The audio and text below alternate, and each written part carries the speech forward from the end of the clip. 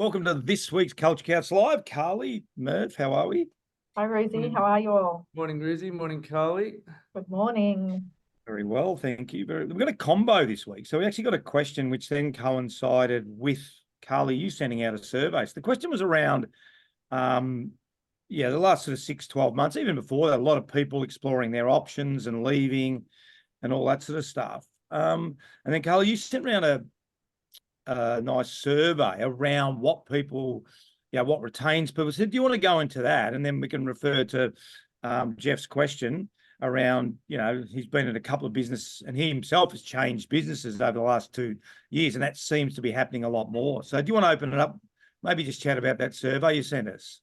Yeah, sure. So obviously we work with a lot of teams and we talk to a lot of HR departments and companies and see the trends that are happening. And obviously through COVID, there was a really big trend in terms of, resignations, and then the quiet quitting phenomenon happened. And now the trend seems to be that people are more willing to take risks around their role. Yeah. So if they're not happy, rather than just keep slugging it out, they are fine to, voluntarily resign and just look for something that makes them happy, if you like. And so there's a lot of people who, the stats say that, up to 60% of people at any one time could be looking for a job. And so it's up to the employers to be actively doing things within the business to make them want to stay. So provide them with the connection and the community, so that rather than them falling that way and leaving, fall the other way and stay with the business and be around for a bit longer. So it sort of prompted us to start to think about, if people are leaving in your organisation and you start to get a bit of a trend or a bit of a weight of numbers as leaders or as leadership teams, what are some of the ways that we should be managing that, or we should be talking about that with the business? Yeah, it was interesting because when I sort of went through the survey, I reflected on the first job I had, which was, so it was quite fascinating because when I looked at community and connection, that was the thing, Murph, that really come up for me. And I worked at the AMP when I first left high school, and I didn't really like the work, but I loved going in and that sense of community. And, I was sort of 19, 18 years of age, and I was playing at Fitzroy. But that's really the thing that really resonated with me is, if we get a really good sense of community in our business, which talks to culture. But to be honest, I went and did this mundane job, didn't really like the work, but I actually loved getting into work every day before I went to training at night. How much is that the leader really creating that environment of connection?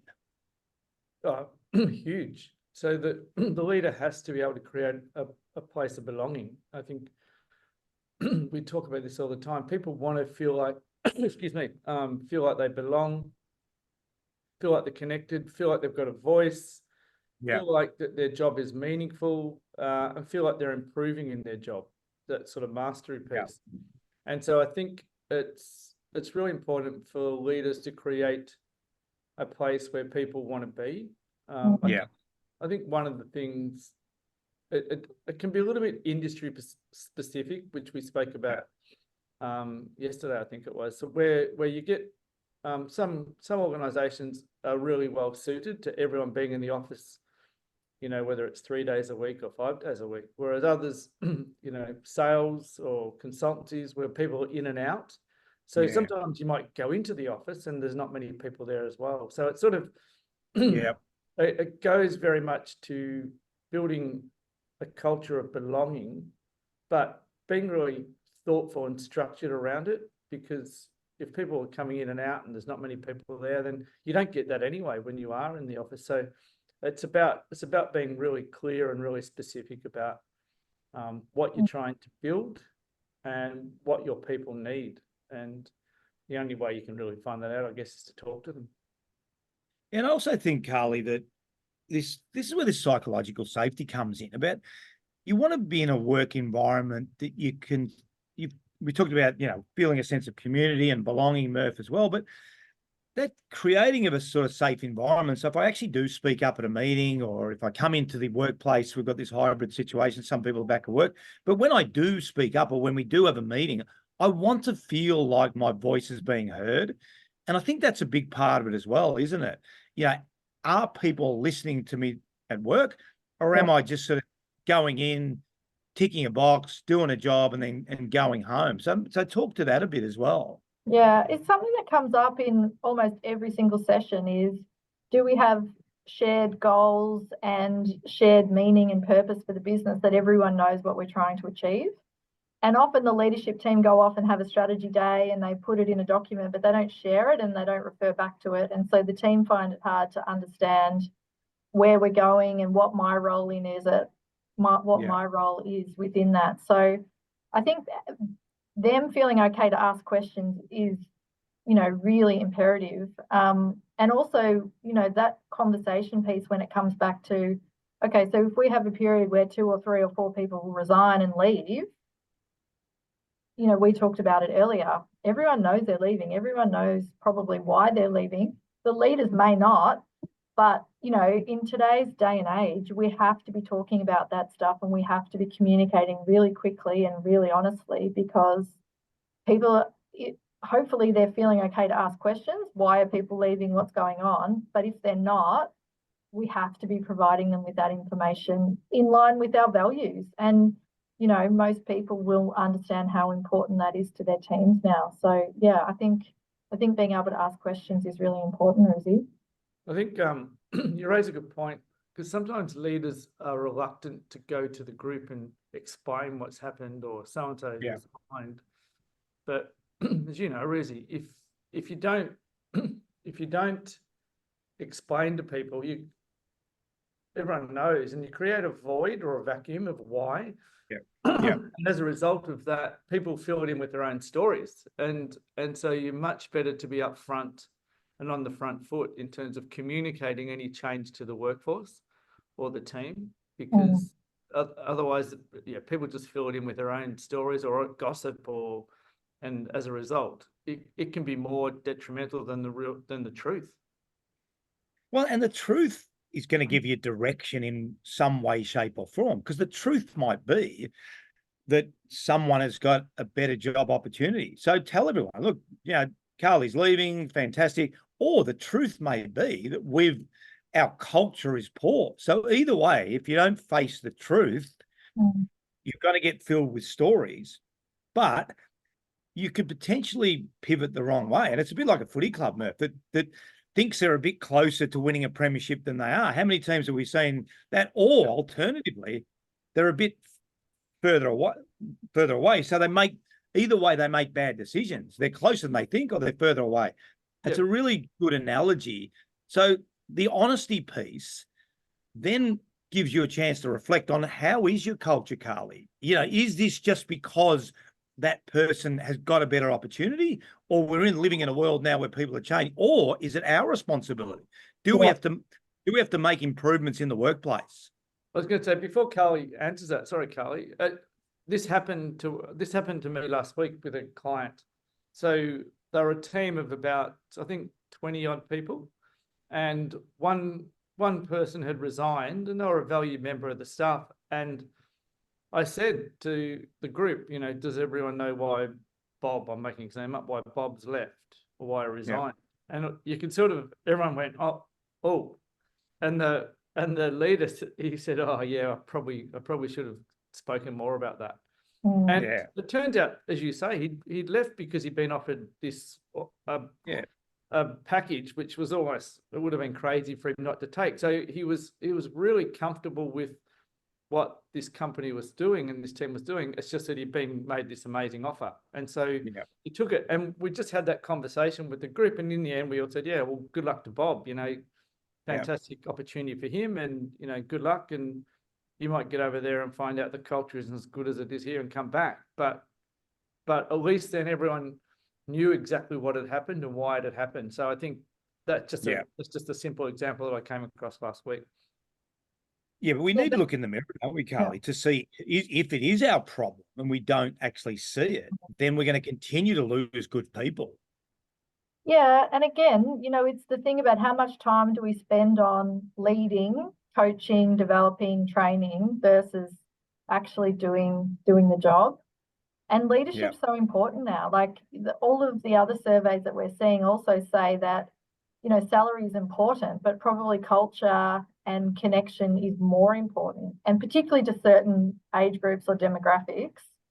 So if we're not creating that environment that people want to be in, then we've got no chance of getting a really good team around us. So we, you know, old school leadership mentality about, I want you in here 9 to 5 and this is what I want done. Like it just is not going to work anymore.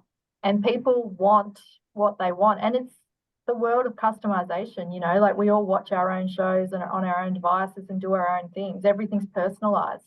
And it probably feels like that to leaders too, that I've got to create all these personalized environments for all the different people in my team. But I think connection is the common goal and connection is the common driver. So how can we build that and how can we do that in a way that, you know, people want to come in? And it's hard. It's definitely hard. And so that's why we're working with so many fantastic teams to help them develop it, because you can't really do it on your own. It's a really difficult challenge, I think, Jez. Like people need assistance in this space.